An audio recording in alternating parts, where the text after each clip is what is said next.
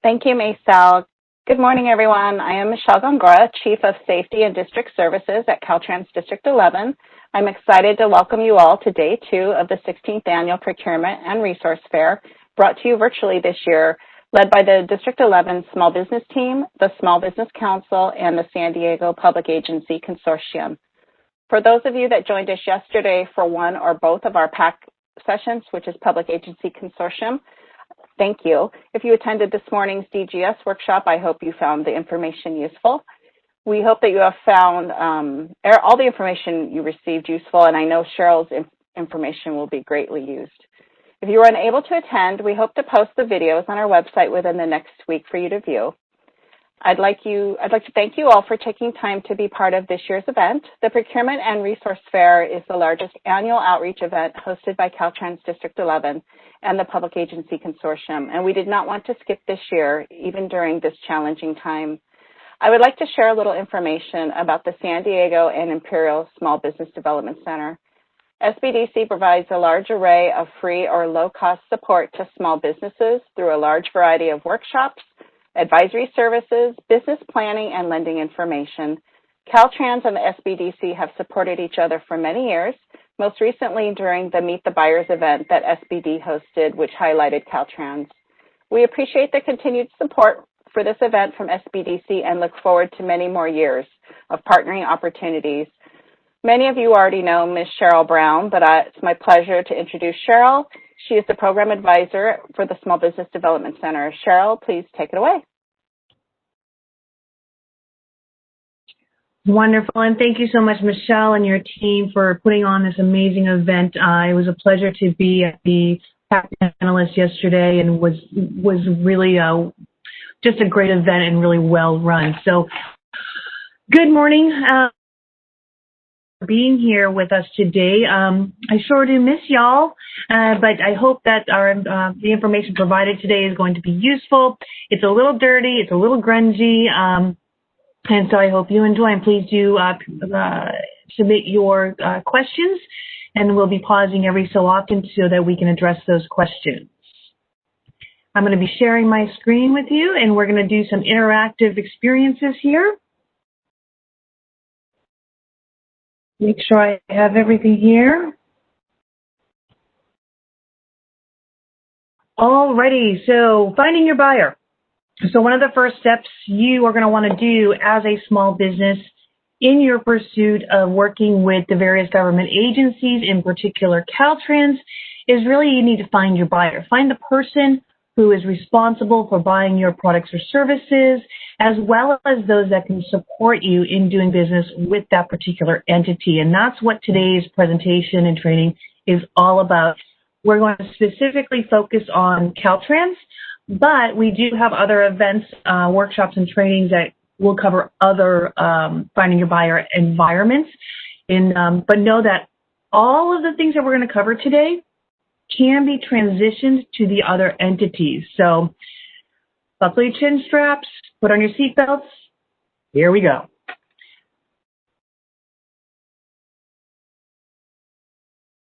So for those of you who are unfamiliar with our program, I am with the San Diego Imperial Valley SBDC network.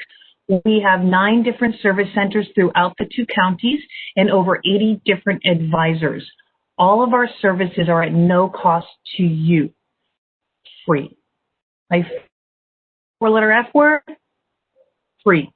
No cost to you. Training, events, one-on-one professional advising to help you with almost every single need you could possibly have. Whether you have not started your business and would like assistance on how to start your business, whether you're trying to develop a strategic plan, assistance with marketing, assistance with accessing capital. Super important, because I'm going to tell you one thing right now. If you decide to pursue opportunities with any government agency, including Caltrans, you are going to need some sort of money. It's just, it's a fact, because you're going to need to be able to bridge the gap between performance and payment, and that comes with funding. So we have advisors that can help you to access those types of resources as well. Of course, we also have support in government contracting.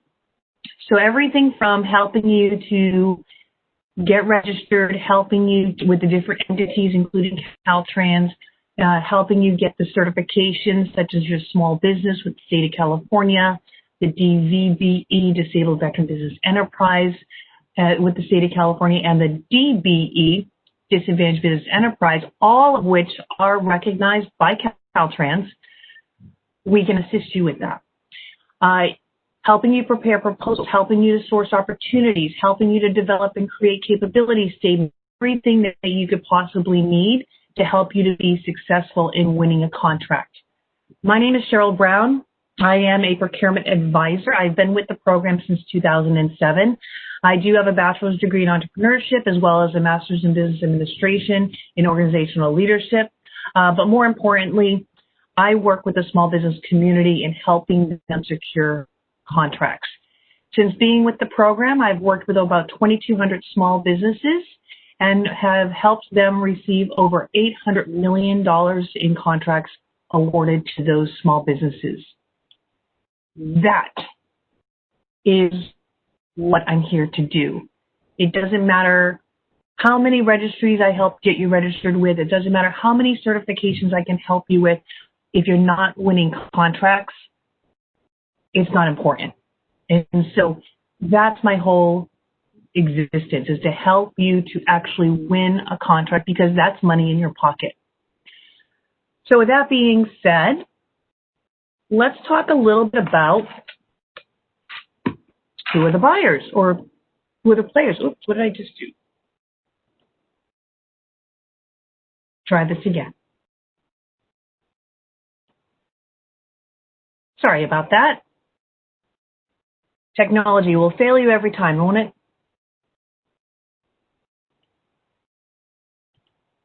Alrighty. This is a game, as with everything else, and we need to try to make this a little bit fun because, life is serious enough. So the question is, who are the players? Well, first of all, you have an agency, Caltrans. Caltrans is a government agency. They don't buy. The agency itself doesn't buy. It's a thing. It's the people within the agency that are responsible for procuring the goods and services that you provide. And I think that's really something that we miss. We kind of forget about that. We need to focus in on the individuals and help those individuals do their jobs. And so within the agency, you have a buyer. And this person's title is often contract administrator, procurement assistant, contracting officer. And this person's existence is to ensure that whoever gets the contract meets the guidelines and laws. See, all government contracts are mandated by law. So this person is responsible for ensuring that the laws are being honored. And so they got a tough job. They may really like you. They may really want your product or service. But if you don't meet the legal requirements, which they didn't make up, it's not their fault. They're just interpreting the law. If you can't meet the legal requirements, they can't award the contract to you, no matter what you do. So their job, their whole purpose is to ensure that whoever gets a contract is meeting the legal requirements of the funding source, whether it be state funded, federal funded, or locally funded. Then you have an end user. This is the person that actually needs your service. So they're the ones that are going to be utilizing your service. So the end user says, okay, I need heavy equipment. I need to rent some heavy equipment. So the end user goes to the buyer and says, hey, I need to rent this heavy equipment. And the buyer takes that request and then determines what they're going to use to get the end user the heavy equipment they need. And they have to make sure that all of the laws are followed. Then you have the SBLO, Small Business Liaison Officer, Small Business Advocate. For Caltrans here, we've got Michelle, Maria, and Maisel, who are absolutely fantastic. Their job is to really kind of advocate for you and to help you kind of navigate through these systems. However, they're a little bit restricted. Because they are employees of Caltrans, they also have to follow some guidelines. And they cannot, by law, give you an unfair advantage. So they're a little bit restricted in how much information they can give you. So they can guide you, they can support you, they can give you information, they can give you suggestions and updates. But, ultimately it's up to you to ensure that you're navigating the different individuals here. These are your advocates. These are the people that support you and help you. But ultimately, it is up to you to make sure you're meeting the guidelines and the laws from the buyer. So what ends up happening here is, so you have a buyer and all they care about are the laws and the guidelines. This is the person that ultimately decides who gets the contract. Then you've got an end user. They don't really necessarily care about the laws or the guidelines. All they know is they need your product or service, and they need it yesterday. And oftentimes, their requirements or their needs might get held up because of the guidelines and the laws used to contract. Also, off the record, end users often have champagne tastes, but they're on a beer budget. So yeah, they want the widget with the bells and the whistles, but unfortunately, because of the restrictions and the laws, they can't get that with the bells and whistles, so they have to get the base model.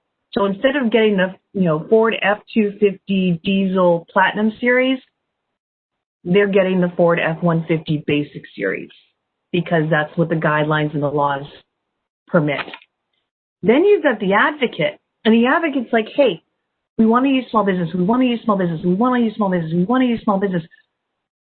But the small businesses are not able to meet the requirements of the buyer, nor do they have the basic model that the end user needs. I often refer to this as the buyer is speaking Latin, and Latin's a dead language. The end user is speaking Spanish, and then the SBLO is speaking the language of love, French. And there is no translator. So oftentimes we have a disconnect between these three individuals who play a very important key part with doing business with the various small businesses and other non-small businesses. Your job, should you choose to accept it, really has nothing to do with your product or service. Providing you have a product or service that the agency needs, that the end user needs, and that you can meet the laws. Your job is solely to become the translator, to help the buyer make sure that you're meeting the minimum requirements and meeting the legal requirements, that you're working with the end user to get them as close to their champagne as you can, and also to follow the guidance and the support of the small business advocate. Those are the players. So for this purpose, we're going to be really working on and focusing in on who are your buyers, and that's going to be this person here.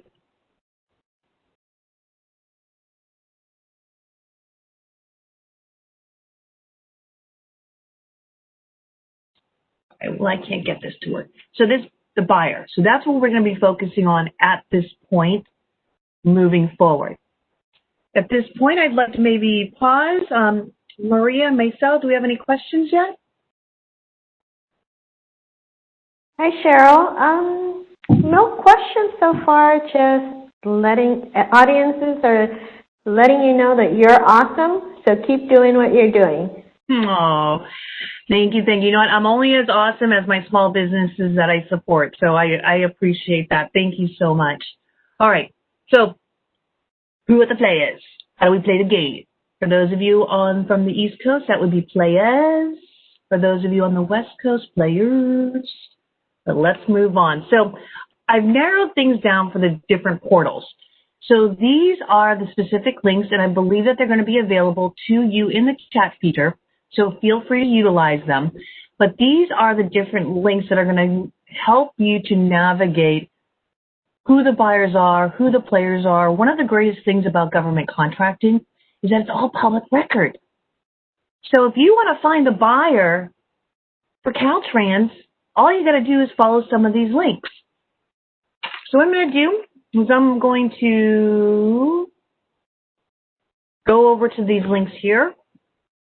And the first link that we have is the Caltrans District 11 Small Business Department.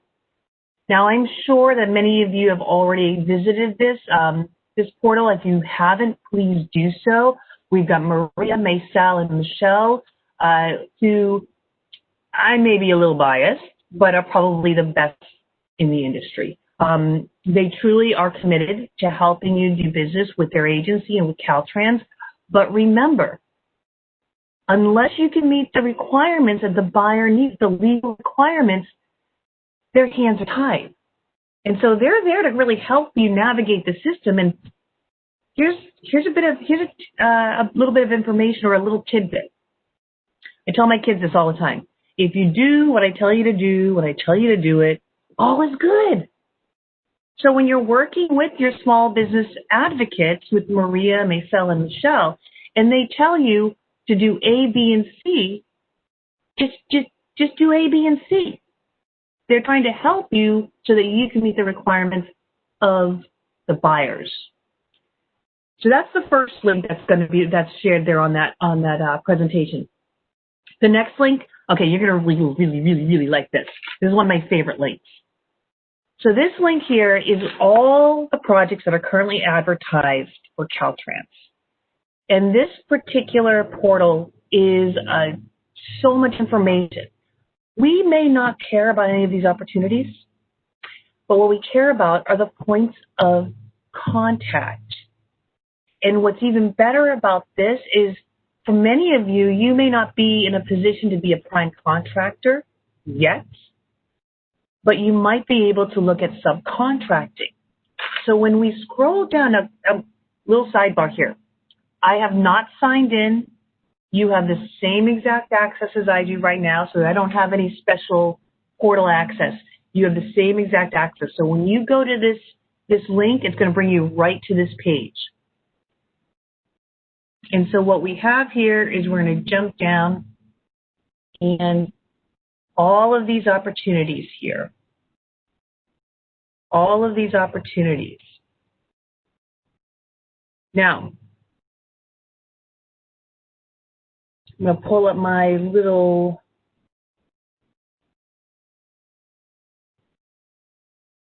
pen tool, and I'm going to show you some things. First thing I want to show you is you can see the list of bid items.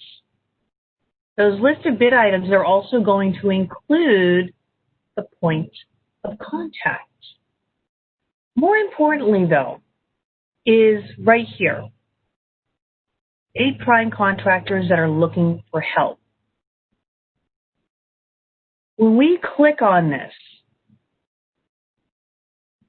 oh my goodness, look at this.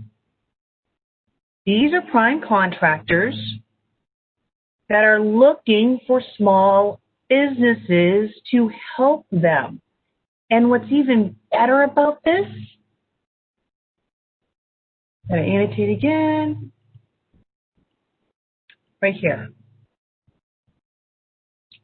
So Valentine Corporation, Valerie, you've got a point of contact, you've got her phone number, you've got her email, everything you need to call her or email her and say, hello, is it me you're looking for? Valerie's a potential prime contractor. Maybe not even on this project, but on maybe other projects. So oftentimes I get the question, Cheryl, how do I find prime contractors? Well, those are your prime contractors. So if you're looking to identify prime contractors, this is one of the places you can go. Another thing that you can do is say you are interested in this project. You could actually opt in. So you can say, hey, I'm interested in this project. You can also see who the plan holders are. So these are all the people who have downloaded the plans. So this is a ton of information, and this could have nothing to do with this particular project. But you have points of contact, and you have prime contractors that you can reach out to. Huge, huge area or data mining area. So I know this is kind of a big one. So I am going to pause for a moment. Any kind of questions coming in regarding this particular portal, because I know this is one that you should be going to like every day. Well, we do not have any questions at this time, Cheryl. Perfect. I just want to make sure that we get everything addressed as we go through, so thank you so much. So the next portal is the bid summary results. So if you wanted to know what the results are of each of these various bids, you can click on that. So if I'm going to click on this one right here, it's going to open up the results of the bid. Now I know this is kind of like a lot of information, but you know, some of the things I want to show is you can actually see the bidding, the numbers, the bid totals, and they go on and on and on.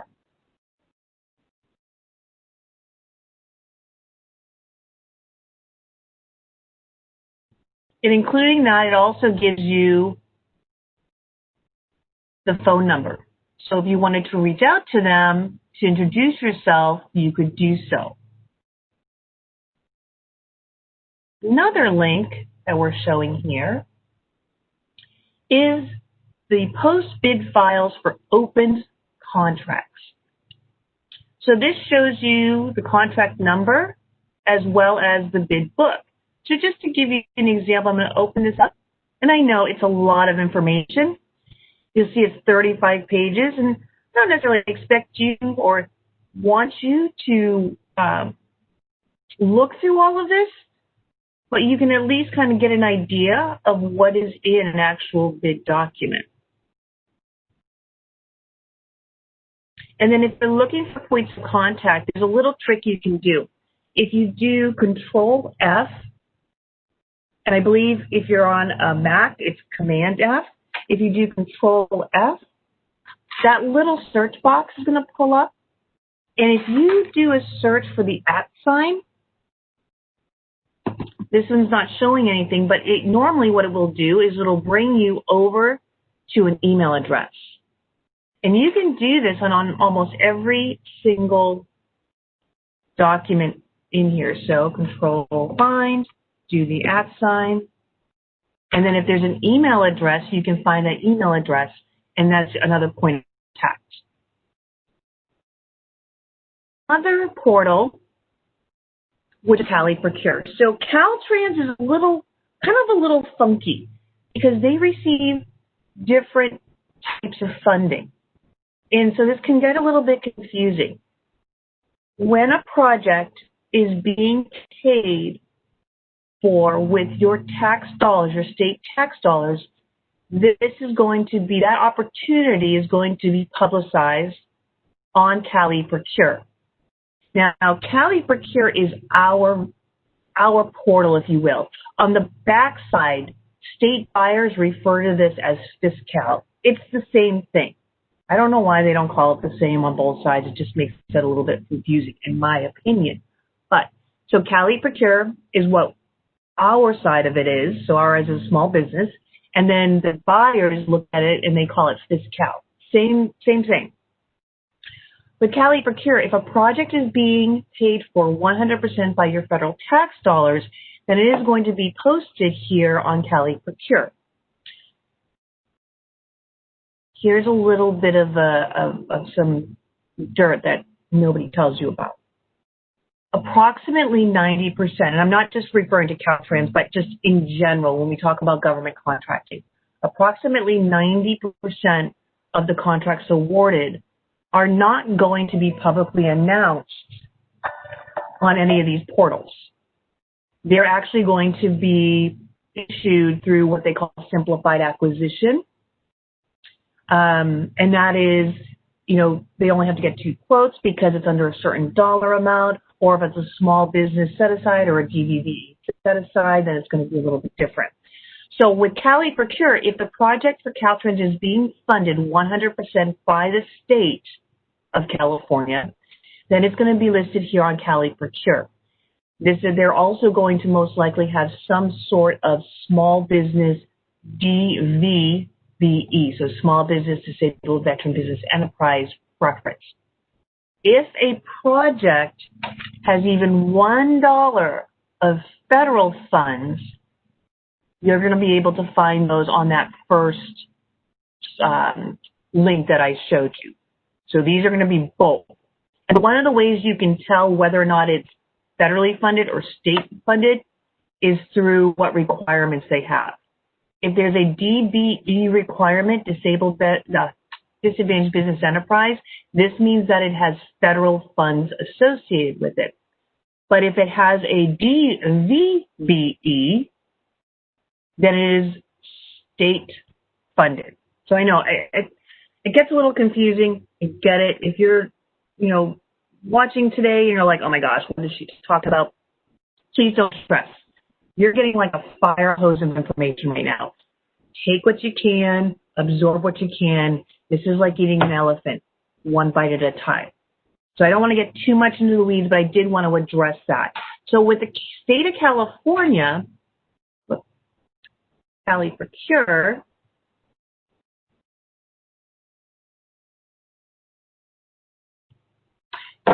you can go to public information. Now there's 2 different portals we're going to be reviewing today.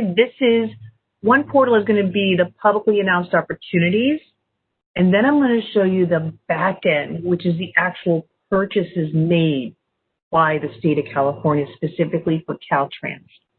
So when we click on the public procurement information, we can come to see current bids. And sometimes it takes a minute or two.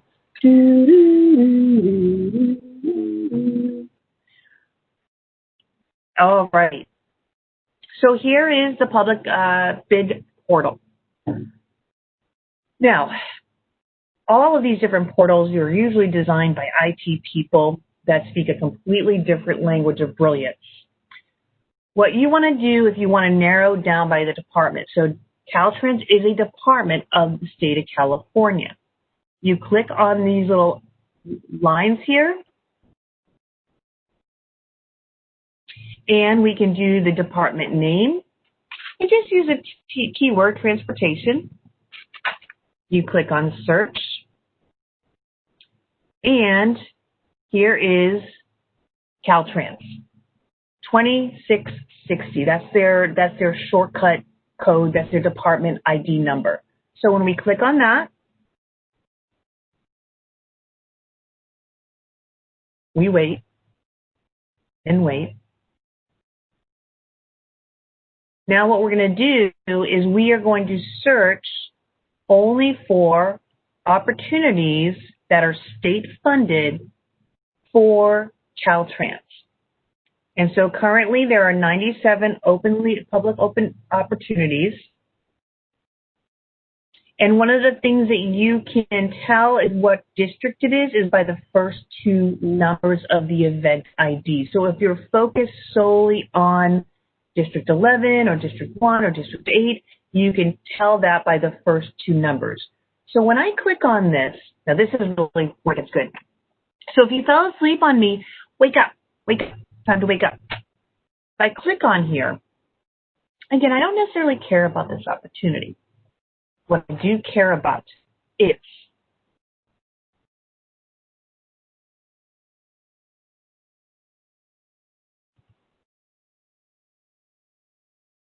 right there. I'm not even going to try and say that name because I know I'm going to butcher it. But this person is a buyer for Caltrans, and even more so, they are buying for San Diego County, and they're buying these types of services. So if you provide electrical work or HMA or curb ramps in San Diego, this is your buyer.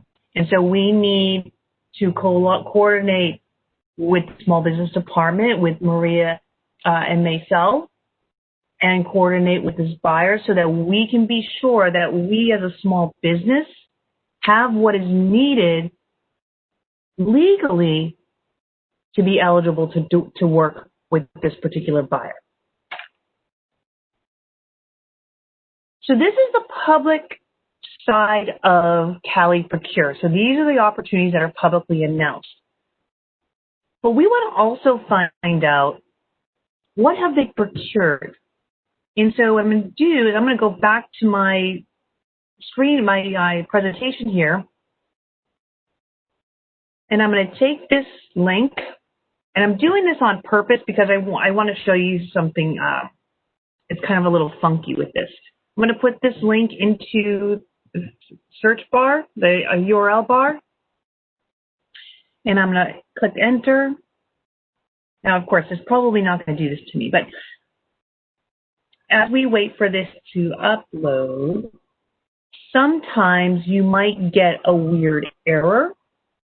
If you do, it'd be like, PeopleSoft error or something along that lines. If you get that type of error, just X out of it. Let me see if I can open up another browser. Oh, there it is. Of course, I just did that. So this is what we call, this is the skippers. It's the State Contract and Procurement Registration System, skippers. This is the actual purchases made, not necessarily only the ones that were publicized. And so what we can do is we can go by the department, and we can click on that magnifying glass. And the same thing here, we can put the word transportation. Now we already know, because we did this search on the public side, this is 2660, which is Department of Transportation.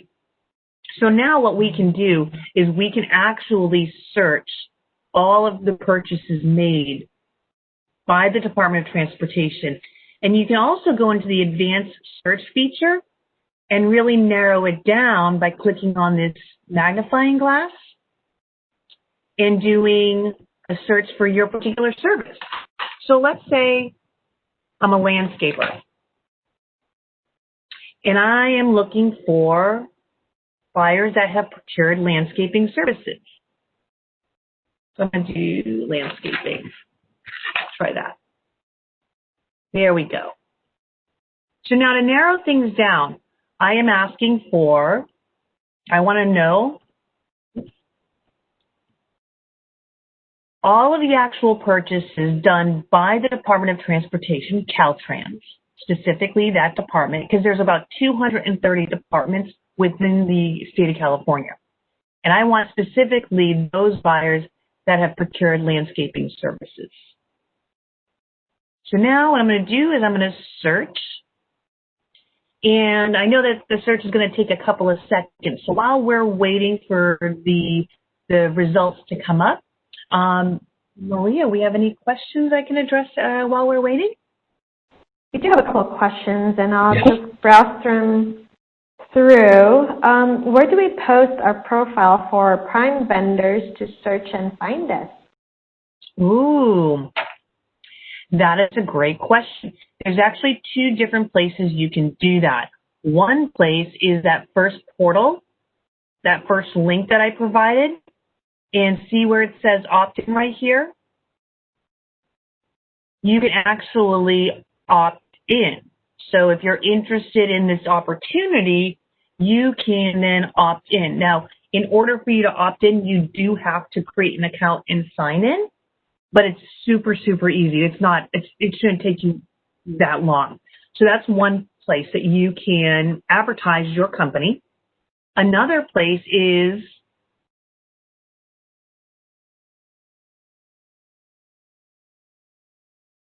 here. Oops. I keep on getting the little WebEx bar. Another place is on Cali Procure. If you click on the opportunity,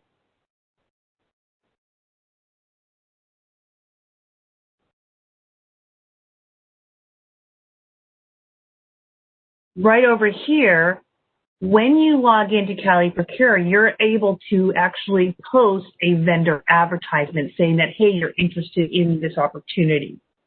So that's where you, as a potential subcontractor, can post that you're interested in this opportunity. But know this, that's only one thing that you can do. You also want to make sure that you're reaching out to the prime contractors, you're letting them know that you exist, and you want to find out from the prime what is it that they need from you.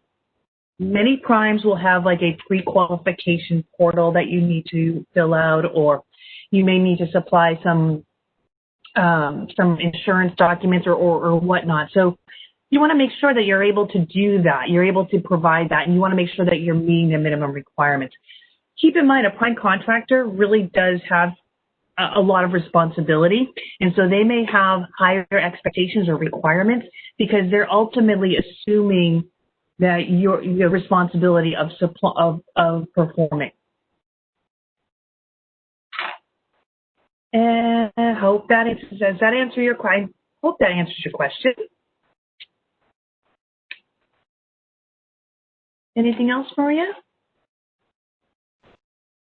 Yes, I do have a couple more. What are the requirements or what qualifies projects not to be posted on a bid site or be advertised?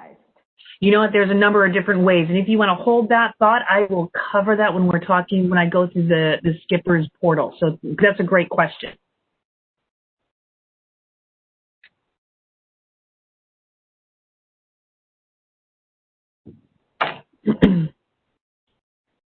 We might cover that now?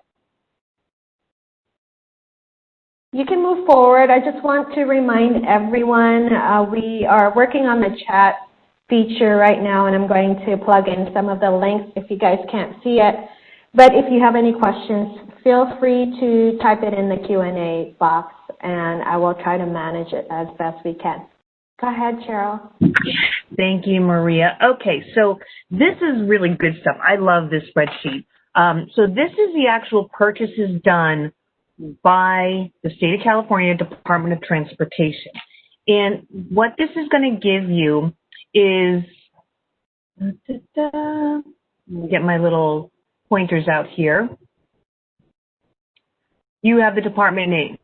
Now, in this case, we did narrow it down only to Department of Transportation, but if you took that restriction or that filter out, this would give you all the different departments.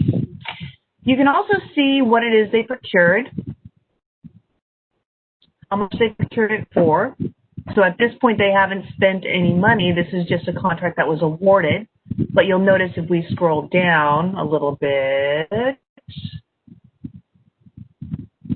you'll see some dollar amounts here.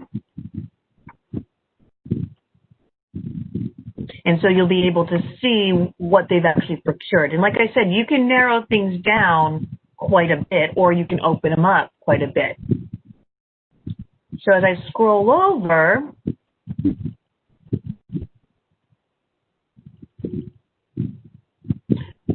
you can also, this is why I love this spreadsheet, you can see who they procured it from, how they procured it. So that question we had as far as what constitutes something that's publicly announced as opposed to simplified acquisition. And I know all the agencies may have different terminology.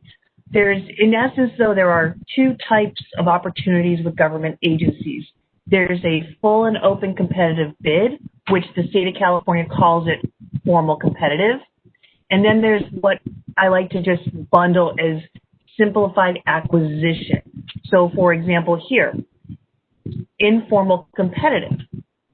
That particular opportunity did not get publicized, but rather was done probably through an invitation for bid, because one of the reasons might be because the dollar amount falls under a certain threshold. So what Layla here, this is your buyer. So what Layla may have done for this particular opportunity is saw that, we have a need for landscaping services, and it falls under a certain threshold. So I'm going to send out an invitation for bid to all of the certified small businesses within our database, requesting them to submit a quote. And so it really narrows down that competitive environment.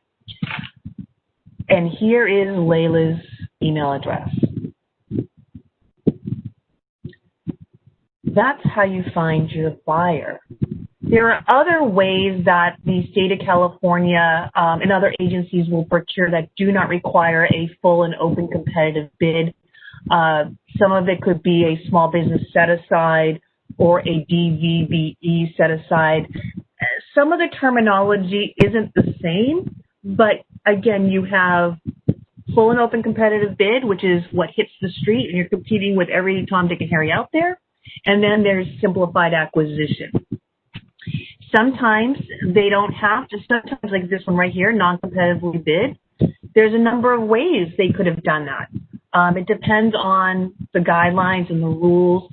Some of the reasons why a buyer wouldn't have to do a full and open competitive bid is if it's under a certain dollar threshold, if there's an urgency of need, if there is a way that the buyer can demonstrate that no other company or service will satisfy their needs.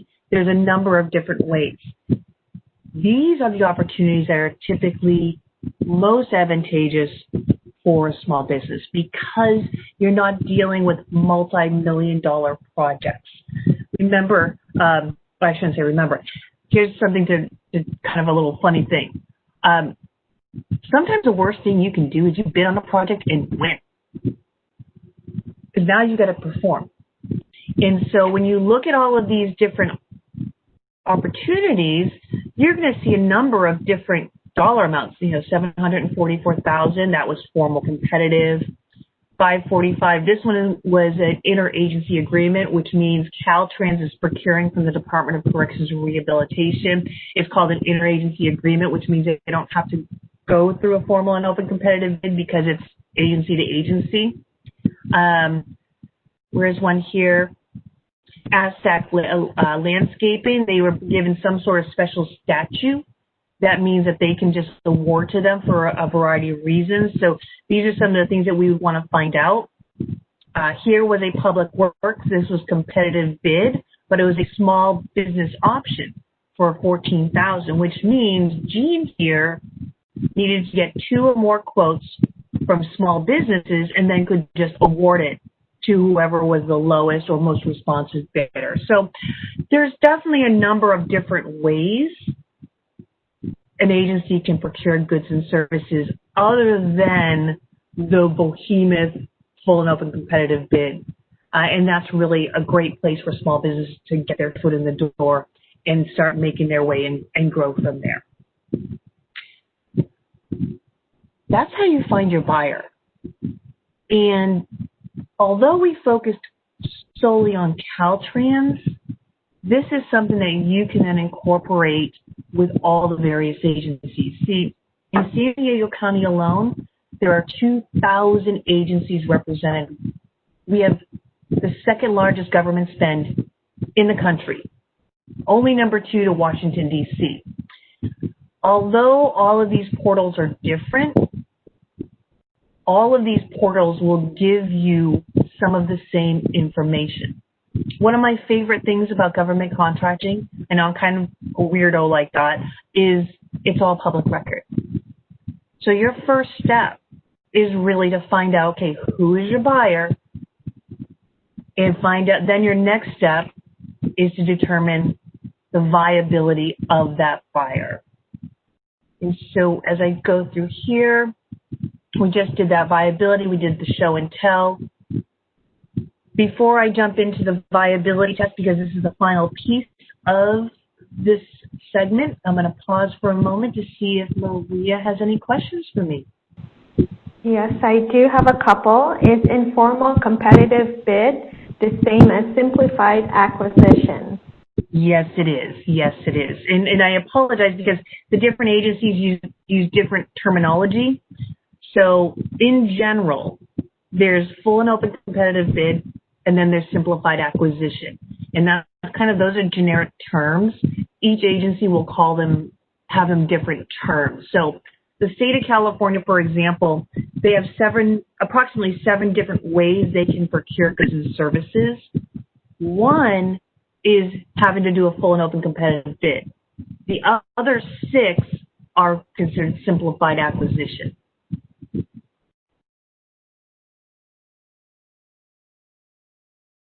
Thank you. And another question, when working with primes, are their payment terms similar to government? I'm assuming that's federal government. So each prime contractor is going to have their own payment terms, and that's something that you are going to want to identify. Not all business is good business.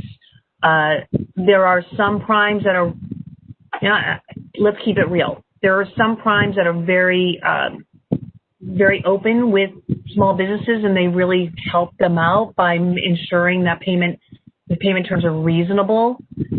There are other primes that will pay upon receipt of payment to them, so meaning when the prime gets paid, then they pay their subs.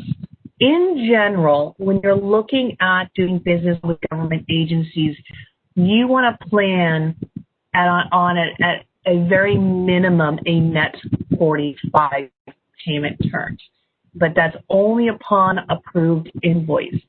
Whenever I am working with clients that are having difficulty with receiving payment, usually it has to do with improper invoicing.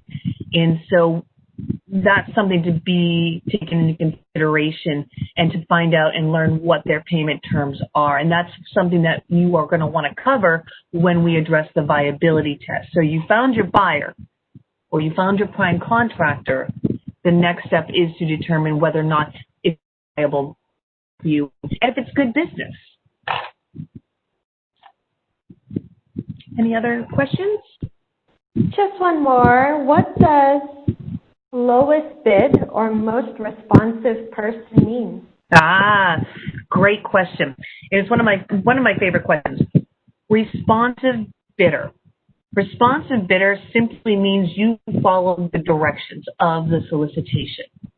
So if you are provided with 10 forms to fill out, and you're supposed to sign every single one of them with a wet signature in blue ink, but you signed it in black ink, you did not follow the rules.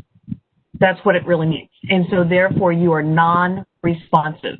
So you could be the lowest bid, you could have the lowest price, but because you didn't follow the directions, you're not considered responsive. And that is like half the battle, is just following the directions.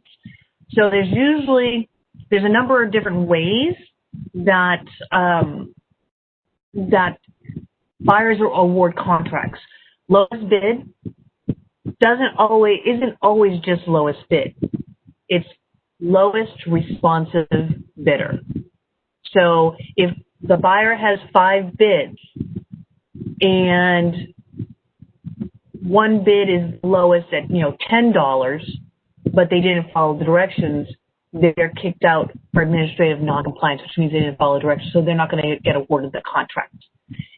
Some agencies do best value. Some agencies do a combination.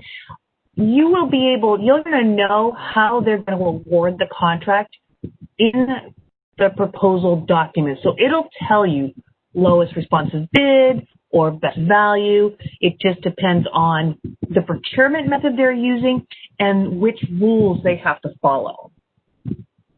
I hope that answered the question. That's kind of a big question, but that's the simple response or simple response for that. A very specific question, is there a way the state would hire for architectural design services? Oh, absolutely. And when if you're looking for specifically for state buyers, not maybe necessarily just Caltrans, you can actually use that Skippers link and actually do a search for the entire state of California for architectural design services and narrow down those particular buyers that are procuring your goods and services. And that actually goes into the first viability test question is, does this person procure my goods or services? And there's only really two responses, yes or no. So typically, agency buyers are responsible for buying groups of goods and services based on the classification system that that agency is using. So, for example, the city of Carlsbad, which is considered a small agency, has 7 buyers. Each buyer is responsible for procuring goods and services based on the classification system that they use. So when an end user has a need for office supplies, they may go to this buyer. If the end user needs landscaping services, they may go to this buyer. So you want to find those individuals that have procured your goods and services so that you answer the question, the first viability test, with a yes. Good segue.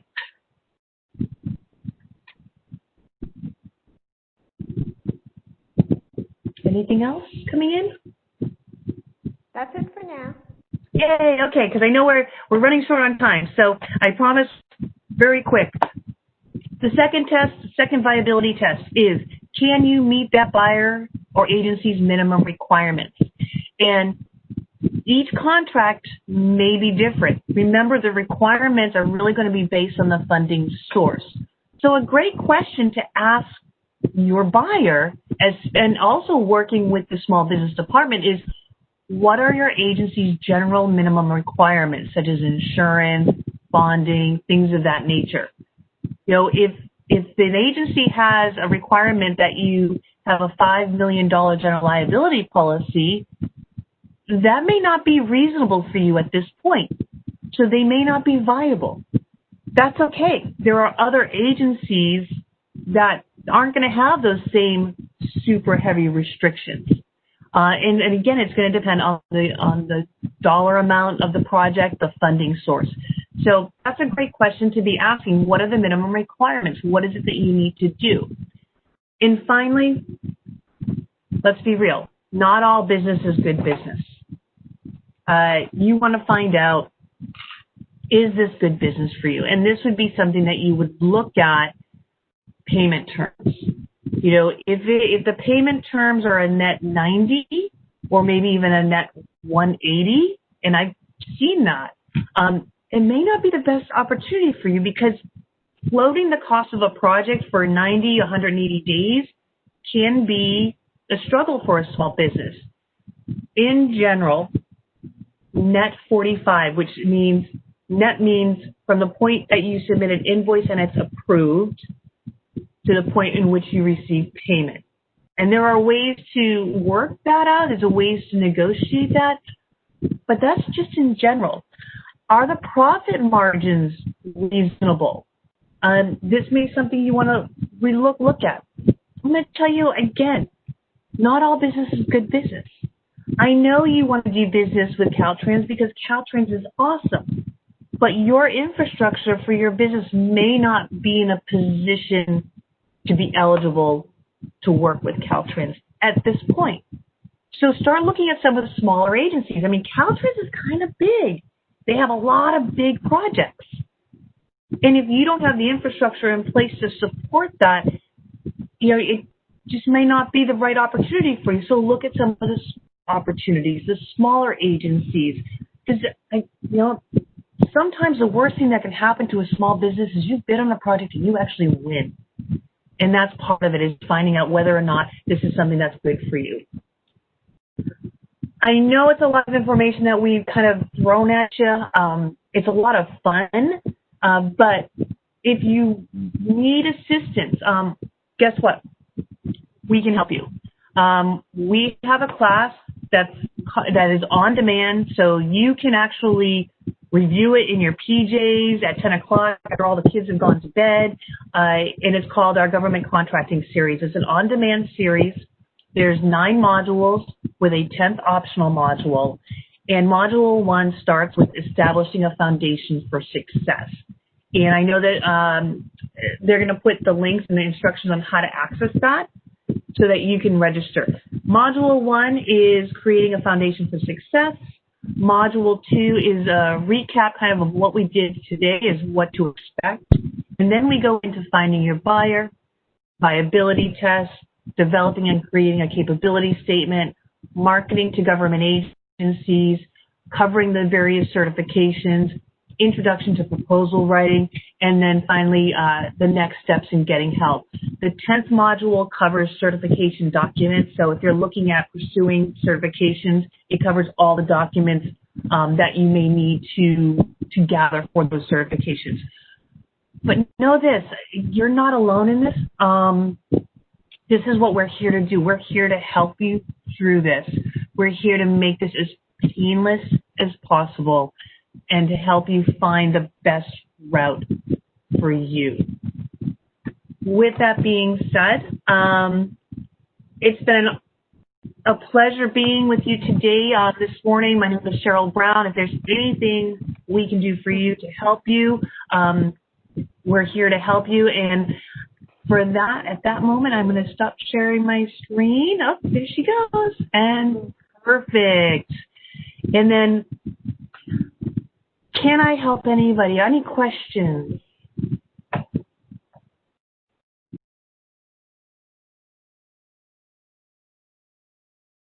No more questions at this time. Well, Maria, Michelle, thank you so much for having me today. I really do appreciate the opportunity. If there's anything that I can do for you, for Caltrans, for the small business community, let me know.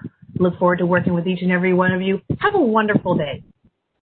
Thank you. Thank you so much, Cheryl. You always provide such great information. I know it's a lot for everyone to take in, and we will be sharing the links. It's in the chat right now if you're able to capture it. If not, we will be following up with those links and information from Cheryl's presentation. So I want to thank you all again for joining us on day 2 of the Procurement and Resource Fair. I hope most of you will take advantage of the services that the Small Business Development Center does provide. And we have one additional workshop today at 1 p.m. provided by Procurement Technical Assistance Center, and it's called Creating Winning Proposals for Government Contracts. So tomorrow for day 3, the Procurement Fair will provide you with the unique opportunity to hear directly from the Caltrans purchasers. First, we have a short overview from our training manager on how to become a Caltrans purchaser, and then the purchasers from various divisions will be joining us. Those purchasers will share the description of items they regularly purchase, as well as a list of items they are currently interested in purchasing and need quotes for now. So different purchasers are attending the morning and afternoon sessions, so we do encourage you to attend both sessions if you're able to. And once you close out this session, you'll be prompted with our post-event survey. Please take the time to fill this out. It will allow us to improve our district's future events. All contact information for our PAC partners will be shared with those in attendance, along with the recording of this session shortly after the conclusion of the 3-day event. If you have any questions in the interim, please feel free to contact our small business team at d11.smallbusiness@dot.ca.gov. Thank you, everybody, for joining us. Have a great day.